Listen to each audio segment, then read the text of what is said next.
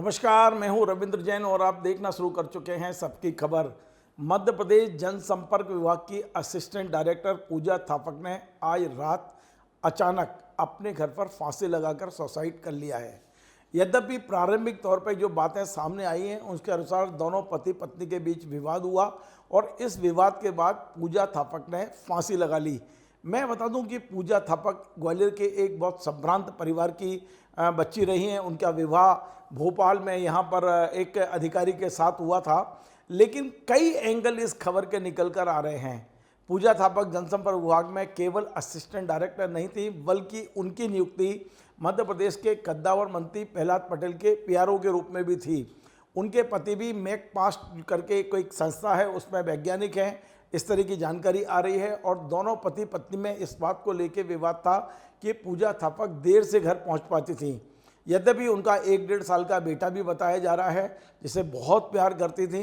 वे ग्वालियर के मूलतः रहने वाली थी और संभवतः ये भी बताया गया है कि बुंदेलखंड में एक बड़े ज़िले के जो कलेक्टर हैं वो पूजा थापक के जीजाजी हैं, वो भी शायद वहाँ पहुँच रहे हैं। ये जो सुसाइड की घटना के बाद में उनका परिवार यानी मायके वाले उनकी डेड बॉडी को ग्वालियर लेके निकल गए हैं, इस तरह की खबरें आ रही हैं। लेकिन जनसंपर्क विभाग में आखिर क्यों वे देर तक काम करती थी, इस पर भी सवालिया निशान खड़े हो चुके हैं। हमें खबर लगी है कि इसके पहले जनसंपर्क में जब ओपी रावत कमिश्नर हुआ करते थे, उस समय उन्होंने एक आदेश जारी किया था कि महिलाओं को शाम 6 बजे के बाद दफ्तर में ना रोका जाए। उस आदेश के बाद क्या किसी अन्य कमिश्नर ने ऐसा आदेश निकाला कि महिलाएं देर रात तक काम करेंगी? आखिर क्या कारण है कि पूजा थापक को देर तक जनसंपर्क विभाग में रह के काम करना पड़ रहा था? ये भी एक एंगल है। दूसरा एंगल ये कि उनके पास काम का बहुत लोड था। तीसरा उनकी ड्यूटी मंत्री के बंगले पर भी थी, वहाँ उनकी खबरों को भी वो देखती थी। ये तमाम सारे ऐसे एंगल हैं। तो चौथा ये भी है कि उनकी पति से उनकी जो ट्रेनिंग है वो नहीं बैठ पा रही थी। अभी ये खबर भी आ रही है कि उनने अपनी मां को कल फ़ोन किया था कि वे अब अपने पति के साथ नहीं रहना चाहती हैं, वे पति को छोड़कर अब मायके आना चाहती हैं। इस तरह की भी खबरें हैं। हो सकता है मां ने समझाया हो बेटी को और उसकी समझ में ना आया हो और इसके बाद उन्होंने सुसाइड किया है। लेकिन बहुत दुखद है, जनसंपर्क विभाग के तमाम अधिकारियों से हमने बात की है, उनका कहना है कि बेहद काबिल महिला थी पूजा थापक, बेहद काबिल महिला थी। उन्होंने यूपीएससी की परीक्षा दी थी, यूपीएससी में उन्होंने प्रीलिम्स क्लियर भी कर लिया था, यानी योग्यता के मामले में उनका कोई जवाब नहीं था। लेकिन एक पढ़े लिखे दोनों पति पत्नी अच्छा जॉब कर रहे हैं, एक बेटा है, कोई कमी नहीं है। उसके बाद में सुसाइड करना निश्चित तौर पर एक बड़ी जांच का विषय बन गया है। पुलिस जांच कर रही होगी। खबर ये भी है कि कल रात को जब उन्होंने सुसाइड किया और उनके पति को पता चला तो वे उनको लेकर एम्स भगे थे, जहां उन्हें मृत घोषित किया गया।